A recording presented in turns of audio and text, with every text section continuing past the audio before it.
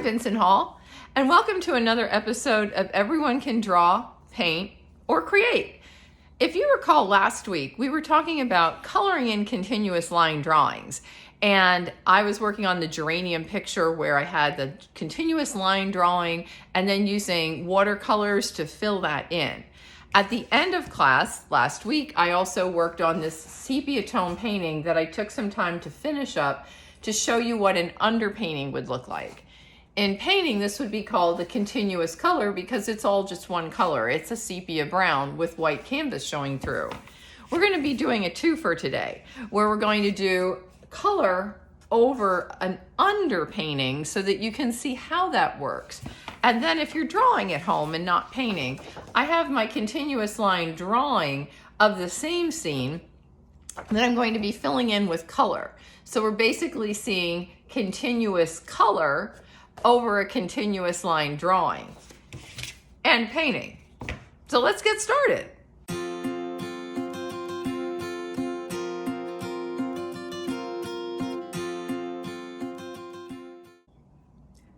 I showed you that still image of what I'm painting so that you can get an idea of what the colors were, and I'll be showing it to you again. But as you recall from that still image, there's a lot of greens in this picture because this was very verdant and it was Ireland. So what I'm going to be doing is using green as my continuous color painting and showing you how, if I was doing this painting, I would do all these greens first. So I'm going to warm up the green that I have with a little bit of yellow. You can see that here. And hopefully that's going to give you a nice warm green that then what we're going to do is take this green as a wash over pretty much the whole painting. Yes, even the areas that aren't green, and I'll show you why in a minute.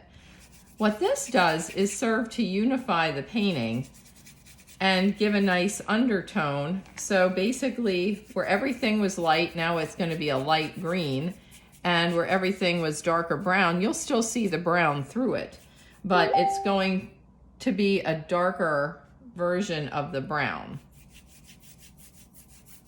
with green on top of it. Sorry about that. These computers that make noises drive me crazy, so I need to figure out how to turn that one off. Anyway, that doesn't look like much, but we're gonna let it dry for a minute and come back to what's happening with that painting. I'm going to switch to my line drawing now, move the paints aside, and show you a similar project and process using green colored pencil over the same image. What I'm going to be doing here is just taking the green and lightly going over the whole picture. So I'm basically staining it. I'm ignoring where all those lines are. This is just my continuous color that we may barely see at the very end of this, but it's just going to give me a little bit of tone that I can work with. And for those of you that don't like to color in the lines, this project is for you because we are not following lines here. We're just kind of going over everything a little bit.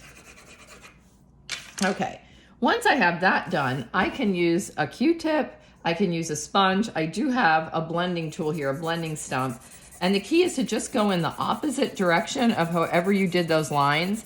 And if you have some strong lines, don't worry about it. We're really not going to see those too much. We're basically staining the paper. And you could do this with, whichever color you see as your predominant color for your picture. There we go. That's good enough. Just to give a little bit of tone, and it's barely visible, but we're going to put that tone in. What that's going to do is serve as a guide and a unifier for when we go in with other colors. So I'm going to start with my green trees here, and I'm following where my continuous lines were, almost as if I were following paint by numbers or a coloring book, so that I can see where I want to put in my lighter greens and my darker greens. You can do this by pressing lighter with one color or switching to a darker green and going back in and laying in some dark tones here. So yes, I'm still just using green, but now it's okay to use different color greens because I've already done my continuous color to start to unify this picture. And I will keep going here just to blend this in a little more because I want you to see what you can do if all you have are some colored pencils lying around and a pen, because originally we did this with a pen. And now I'm taking yellow as my continuous color and going over all the greens to kind of unify those a little bit more as well. So continuous color doesn't mean just one color and you're done. It means you're doing all of one color first, and then you're going back over it with another color. So I'll show you what this looks like in its bare infancy of showing the light greens and the dark greens. And at the end, we'll compare this against the photograph. Not that I want you to paint things to look like photos or draw things that have to look exactly like a photo. It's your artistic interpretation. But we'll see what happens. So we're gonna let this set for a second, and I'll keep working on it and come back to it when you see a little more done, because this will take a while. And we'll come back and check out that painting that we were letting dry. All right, we've had a chance to let that green continuous tone painting dry. So now we're seeing a little of the sepia, and the green might be a little more visible to you. What we're gonna do next is go back in like I did with the drawing and add different layers of green, but keeping the whole painting green to start. Hopefully you'll see how that will resonate as a continuous toned painting when we move along. I'm still just using one brush because I'm trying to keep this as simple as possible for those of you that have limited means of artistic materials in your apartment. Anyway, we have one green and it's dried. So now what I'm going to do is take thicker versions of this color and start to build up some layers. So I'm using yellow and green pretty liberally just to get these tones back in here. So you'll still see some of the brown tones peeking through, but we'll see a little bit less of them. And I'm going over the areas that I want to be the brightest green with my thickest paint. And then I'm going to go back in, I'll color that in here too, and show you what we'll do with the green so that everything has a little bit of green to it, even though in the end we aren't going to have so much of that green showing through. So as I clean off my brush, I'm just letting it clean off into the water, because water reflects what's around it, and even the sky, and even this dark area here that's eventually going to be concrete. My painting's moving around. We're going to have that green underpainting, which will help serve to unify this whole process. We don't have to go let this dry all the time now. What we can do is start taking the green and mixing it with other colors. So I have some really gelatinous blue here. Pardon my arm. So we mix the blue. But we're going to take a green and a blue and start putting this in over where our water is. Eventually we'll be adding some white and detail. So for those of you that like detail, fear not. We will have more detail to this painting. It's just a matter of laying it in. And I want you to understand that it's okay to be really loose with this as we try to get these colors in. I'm also going to add some water to this blue color, bluish green, because I'm still keeping it all into one family, and just go into the sky. We're going to be taking white back into the sky, but it's nice to have an underpayment. And when you're painting on canvas, it's crucial to not let the canvas be your whites, unlike with paper. So we're going to use white paint. That's part of the process of this painting.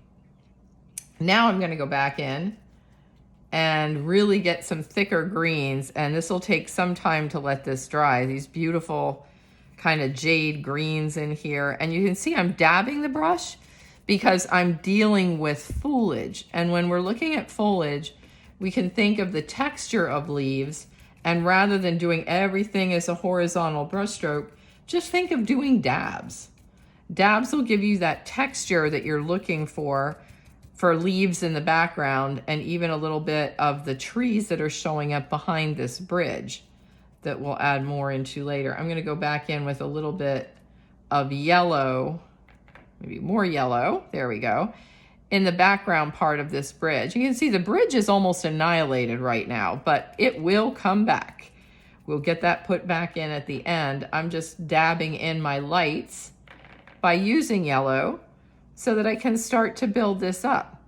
Remember, the green is part yellow, part blue. So actually, even though we're using yellow, since it's one of the parents of green, it is going to still be part of our continuous color painting. And let's see, we get a little lighter up in here and a lot lighter down here as we come along the shoreline. There's some light yellow, greens, and then right here also. So I'm really kind of just cleaning off the brush at this point, and I'm almost out of yellow as I chase my palette around, but I'll just add a few little dabs of yellow here, looking to see where else I have some, maybe down here. And now we will call this timeout so that we can let this part dry in the painting and go back to our colored pencil. As you can see, I pretty much finished up my continuous tone coloring of my continuous line drawing. It's a lot of words to keep saying. Anyway, as you can see here, I've got pretty much what would we call a monochromatic image. There's all the shades of green, and as we mentioned before, yellow and blue make green, so using yellow over green is still in the green family. I simply use 3 different green pencils, a really dark green, a medium, a light, and then a yellow to kind of unify this whole thing. Now it's time to go back in and add some of the blues, and putting blue over most of this too, but not in its entirety. We're continually evolving this work, and there is a bluish tone to the water and the sky. And remember, blue is the other parent of green, so no problem using a blue here. And where I have the green, I'm going over it with the blue. In colored pencil, this serves 2 purposes. It blends the colors. As you can see, it's softening those hard edges and filling in the paper. And it also unifies one area to the next. Now, I do have these white areas, which are the pencil outlines, or the pen outlines rather, that I'm going to just try to go around a little bit, because those are going to be my rapids. And much as a white colored pencil is beautiful and can do many things, it cannot take a solid color and turn it pure white again. So I'm just going to try to dance around some of that part here, and then just go back in where there's water, but mostly the greens that are reflecting, and go over it.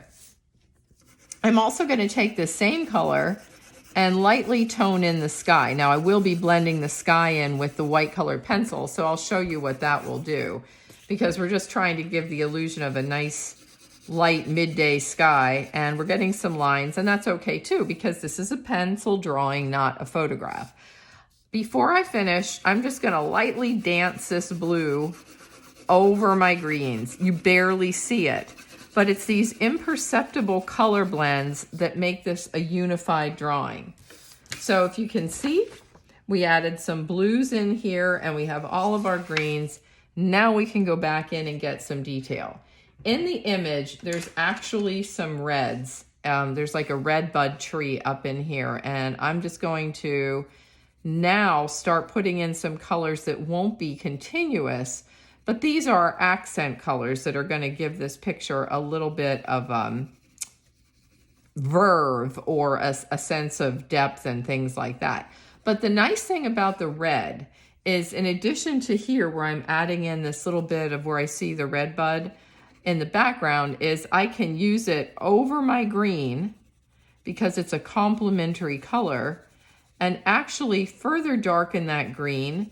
But also now I'm unifying where I had that red bud, so that again, it's almost continuous color without it going everywhere. But we're merging all these colors. That's kind of the bottom line.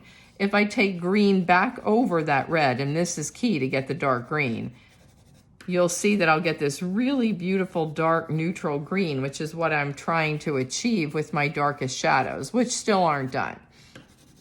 We're at about 50% here in the land of getting this picture finished, but I just wanted to show you how we would go about getting some of these. Now I'm selecting a light green and going in this red bud where I see some more greens here. And I'll show you this picture at the end again, so we can compare what I'm doing with the actual image that I'm working from. There's also some light purple. Here's my purple. like a lilac bush in here that has green leaves in the background. So I'm going to take this purple, which is coming across much darker than what I see here. And then later I'll go back in with this purple and I will add some white so that we can see some of those highlights. The other nice thing about purple is it serves as a neutral. So I'm going to knock down this concrete, which we had gone over with the yellow, and come over here and kind of give this more of a neutral tone without it being black or gray. The other part of this is we're really not using any neutral colors, but we're creating neutral tones by using complementary colors. Now, purple is blue and red. So if we used red, which is a complement of green, and then hold on to your horses here, also have blue, which is one of the parents of green, that's how this purple also can help unify. So I'm just using this as a neutralizer where I have things that aren't green and grass or trees or even water. I'm trying to use this for the man-made parts of my picture, the concrete areas going along this image. So I'm going to come back to this in a little bit and show you how we'll finish this whole pencil drawing off. Meanwhile, our painting is pretty much dried, so it's time to get back to the painting part of continuous color. You can see after this painting dried, it got a little dark, but that's okay. It's nice to have something dark that we can work our light areas into. I should also call this, by the way, when we're doing the painting, continuous brush, because I'm not switching my brush throughout the entire painting. I'm using this one basic generic paintbrush. You don't need a whole arsenal of brushes. You can get some fine detail by just twisting the edge of the point of the brush. I'll hold it up like this a little bit. Enough detail for what I need for a landscape, and certainly can get wide enough by pressing harder so that the bristles spread out. What I'm going to do now is start to bring in my light areas, and that involves using white. I'm going to use white with a little bit of this blue and go back over it. Now, in acrylic or watercolor, how much water you add makes a difference in how thick the paint is and how much the paint will cover. If you've ever painted a wall, you know that sometimes certain paints need 2 coats and other paints work fine with 1. But I'm just working in here, kind of trying to get in where I see the sky, and you can see how I'm dabbing my brush. This is really cool. This is one of my favorite things about painting, is when you get these areas, just dabbing in the light colors after you have your darks. So I painted my darks first, then go back in with your lights, and it looks like it can see through, and it gives you a much more realistic or even impressionistic look to it by adding these back in. If I had tried to paint around this, it wouldn't look nearly as believable as foliage, as foliage is tricky. You really want to make sure you're getting soft edges on foliage so as not to make it too dark. Then that same color shows back up here behind the bridge, coming down and just a little bit on this side. And if I went too far, which I did here, I kind of annihilated my bridge a little bit, that's okay.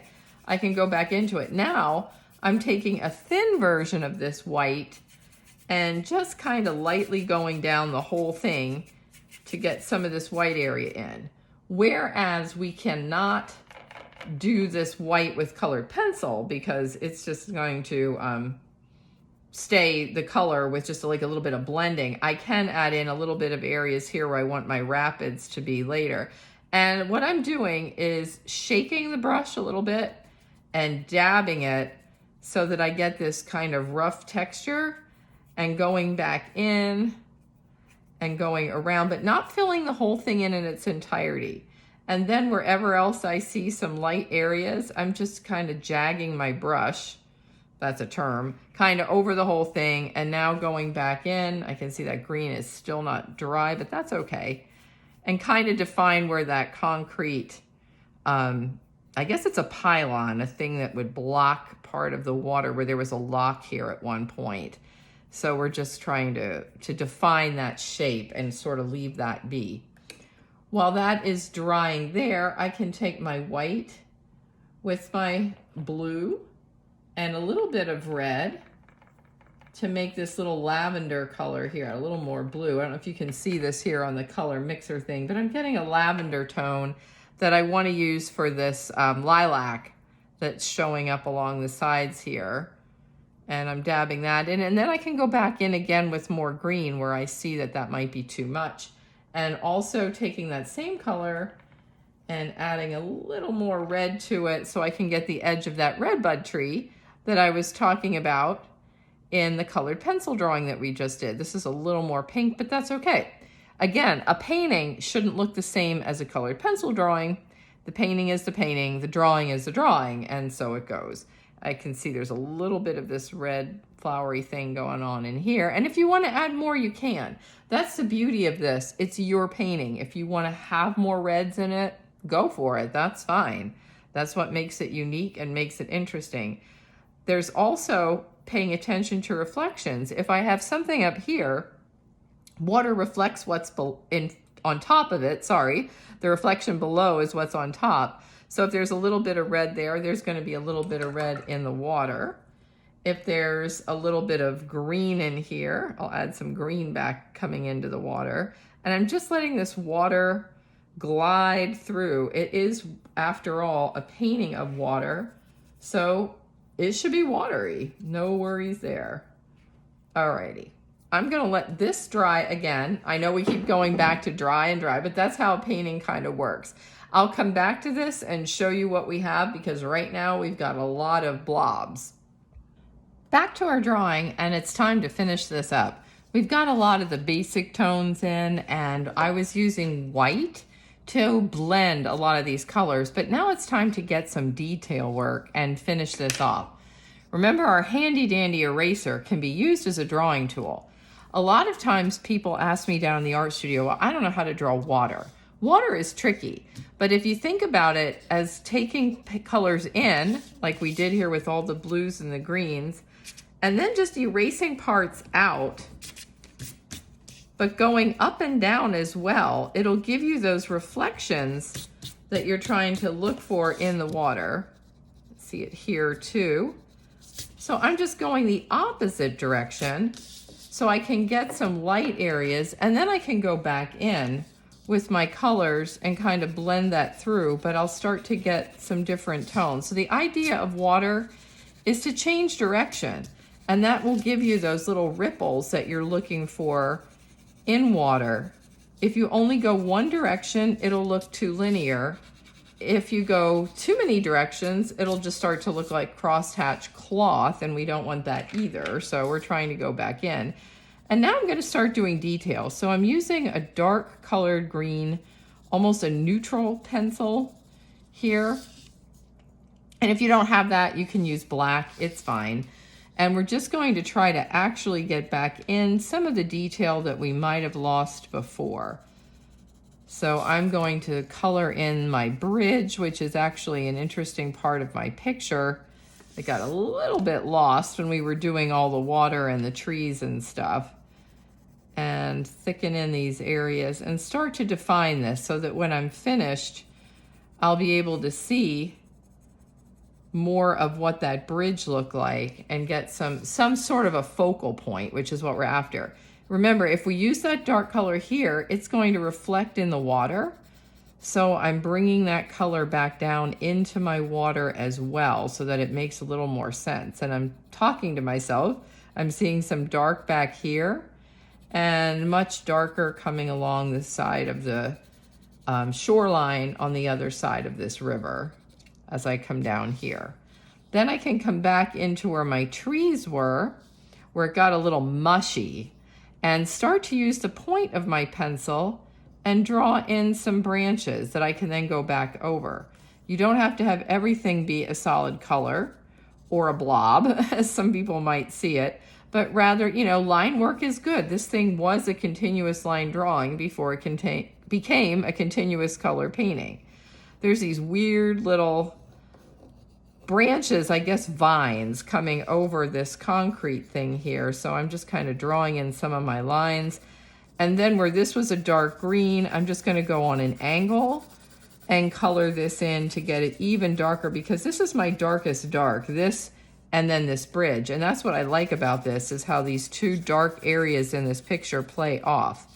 What's also fun, and hopefully you can see this later on, maybe I'll show you here. I don't know. I'll have to zoom in closer and we'll see it when I take a photo of this.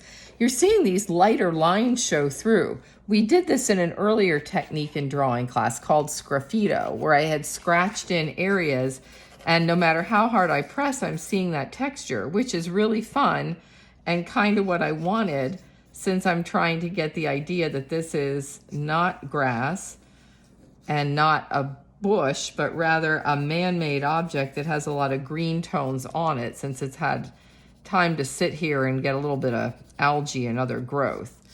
So what we're doing now to finish this off is going back in, redefining some of our lines, coming back into where we have the water. I think the water's pretty good as is. I'm going to leave that go.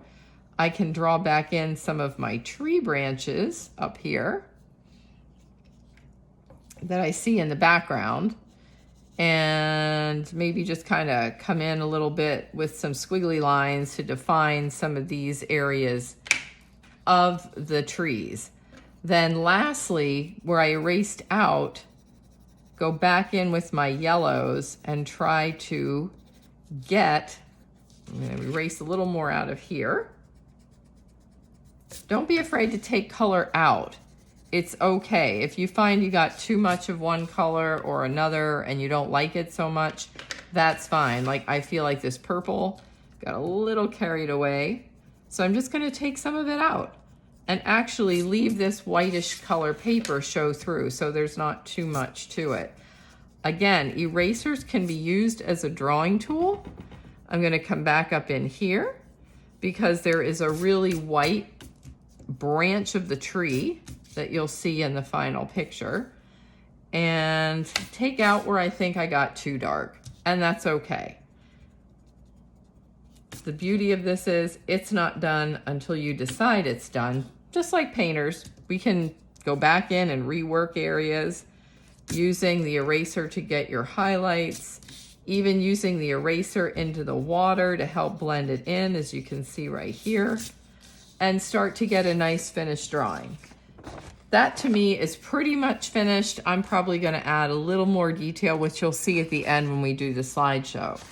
But the idea of continuous tone drawing is take your continuous line drawing first and then pick the majority of the color. In my case, it was greens. I covered this whole drawing with green, and then I went back in and started to add colors. Yes, it's a little impressionistic, and that's okay. It's a drawing, it's not a photograph.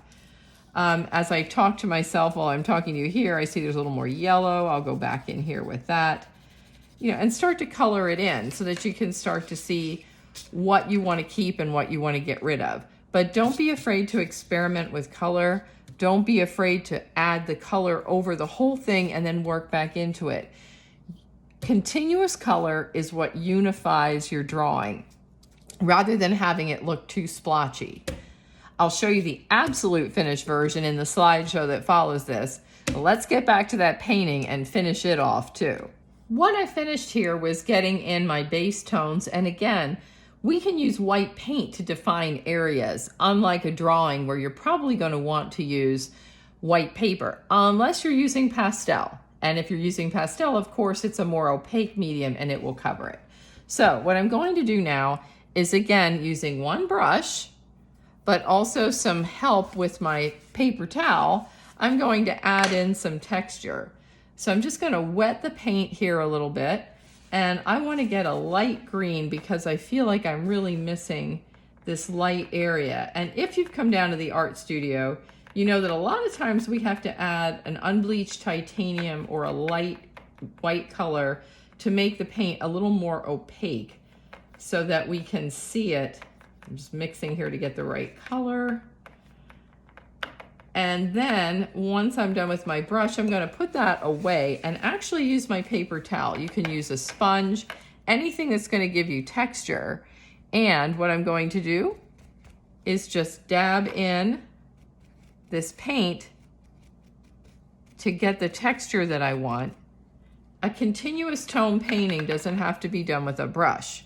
You can use whatever materials you have. If all you have are paper towels at home, that might be fun to try to do a painting with just paper towel, or what in art class we would call unconventional materials, because paper towels aren't considered the norm in painting, but they certainly can work, especially in getting some nice detail. This also has a very, I think it's fun, impressionist look to it. And if you had a chance to view some of Maureen Kammerer's work in her feature video that I believe aired earlier this week, you got a chance to see some of the way she handles impressionist colors using mostly pastel, but some other colors, other medium, as well too. Definitely other colors, but other medium. All right, so now I have my texture in, which is giving me something to go on to get my detail. And I'm gonna just rinse my brush off, and I'm gonna go back in now and just add a couple little swishes in the water, and maybe then we'll call it a day here and define my bridge, which, as just like my drawing, my bridge got obliterated. So I'm just taking a little bit of blue. This is called dry brush. The brush is more dried now, and I'm just going back in and giving it a little bit of a softer tone, covering up some of this canvas that was showing through here in the bottom. But just trying to unify this a little bit more. Might be too light in here. And again, since blue is a subset of green, that is way too much blue, but that's good. So if you have too much of something, I'm going to show you how to fix that. Go back in here and just kind of streak it through. Water is the same with colored pencil as it is with paint. You want to go more than one direction. So what I'm going to do now is streak through some white in this direction up here, but then where it's really white in the background of this bridge that I really need to go back into and fix, I'm going the other direction. And then I'm just going to pull my brush this way to show some of those vertical reflections that we get in water as we get closer to where we're standing. So you usually see the horizontal lines in the water further away, but as you get closer and down here, it's interesting, this water just takes on all kinds of directions. So I'm just going to go down and around. Pulling this closer this way gives us that nice vertical reflection and starts to look a little more liquid or watery. And I just did what all artists love to do, get paint on their finger. There we go. Okay, last thing I'm going to do is go back in as promised and define my bridge. And I can do that even though I have a fat brush and a thin bridge by just using the edges of the bristles and just lightly going around where I have the edge of my arches on the bridge, but leaving it softer because this, again, I like this painting softer. I'm not trying to make it look like a photo because I already have the photo. And then just what we did with the same thing with the colored pencil, kind of almost cleaning the brush so that a little bit of that tone, get some lighter tones in here too, I'm gonna unify it a little bit. A little bit of the tone from the bridge shows up in my water. And I'm just wiping off the brush so I don't get too much. And again, I can go back through this if I want to, and showing a little more of that color here. And then bringing my brush vertical to give the idea of that reflection in the water, which I think looks really pretty when you can get some of that going in there. And I'm actually adding a little more of this brown here than I see in my picture, but I like it.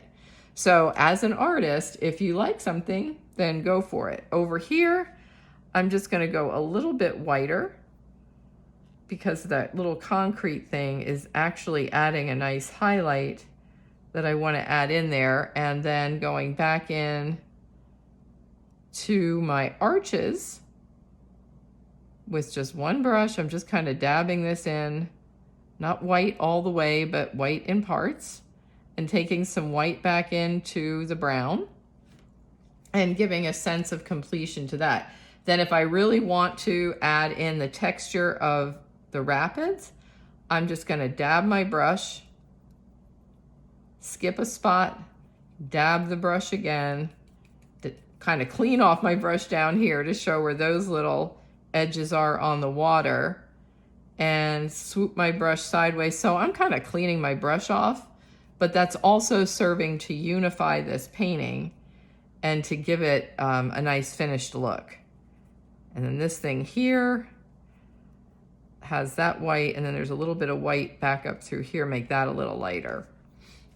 The very last thing I'm going to do with the white is there is a white tree bark up in here where the tree's catching the light. And I'm just taking my fat brush, but just letting the edges of the bristles do the work for me, and just kind of creating the idea of the tree. You can see how the brush is split, and I can use that to my advantage because that'll start to look a little bit more like these tree branches. And where else do I see the edge? Right here of some white. And I'm just gonna come back down into here, and you can get a pretty thin line with a pretty fat brush if you just hold it. Notice I moved my hand up here. The further away you are from the bristles of the brush, the looser your grip is going to be and the more fluid your line is going to be. So you can also practice holding the brush further away. That's why long-handled brushes are sometimes the favorite of artists because they give them more flexibility in how far away to hold the brush. And just like I saw on my drawing, there's these little vines that stick out from here, kind of at almost like a beam, and I'm going to put those in and pretty much call it a day with this drawing as well, or painting rather. So you'll see the absolute finished painting in the slideshow, but for the most part, this is it. We had a continuous line painting last week that we made a sepia tone. Then over the sepia tone, the only part still showing through as sepia is really my bridge. Everything else just served a purpose to put greens over it and show almost a monochromatic green. And then from there, go back in with some different colors that were analogous to green, which is yellows and blues, and kind of fill it all in and get the sense of green trees, green growth, a little bit of reflection of that in the water, and this interesting, albeit very white shape, but it gives it some hard edge. That might be a lot to follow, doing two different projects, but I'm trying to help the folks that are in my painting class still have some ideas on what to work with, in addition to those of you that are following us along on drawing. So this week you got the twofer. We were doing continuous tone drawing over our continuous line drawing, and doing a continuous tone painting over our sepia tone that we did, which was also started out as continuous line. So we have our painting, have our drawing, a little hard to grab there, and at the end you'll see the two finished products. I hope you've enjoyed this week's episode of Everyone Can Draw, Paint, and Create. Next week, we'll be starting a whole new chapter in drawing. We're going to be talking about dabs. Since we've been doing lines, it's time to see the other side of how you can draw. Till then, I hope you stay well, Vincent Hall. Enjoy the rest of your week. Try some things with color. Try using just one color. Remember, we used a lot of just greens in here. And just experiment. It's all about the journey in art.